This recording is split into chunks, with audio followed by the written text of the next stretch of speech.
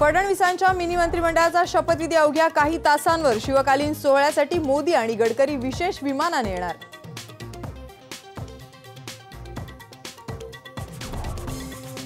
शपथविधीच्या पहिल्या टप्प्यात 10 आमदार घेणार मंत्रिपदाची शपथ। कोर कमिटी सदस्यांसह विद्या ठाकूर, प्रकाश मेहता, दिलीप कांबळेंची वर्णी लागणार। राज्यपालांकडे यादी सादर।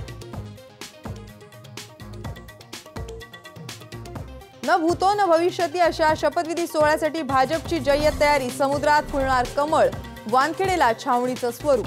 सीसीटीव्हीची ही करडी नजर। भाजपच्या शपथविधी सोहळ्यावर शिवसेनेचा बहिष्कार। सेना विरोधी बाकावर बसण्याची दाट शक्यता। शपथविधी सोहळ्याला सेनेने उपस्थित राहण्याचं मुनगंटीवारांचं आवाहन। महाराष्ट्राला सुखाचे दिवस आणा, सुखाने राज्य करा। सामनातून शपथविधी सोहळ्यावर जोरदार टोलेबाजी।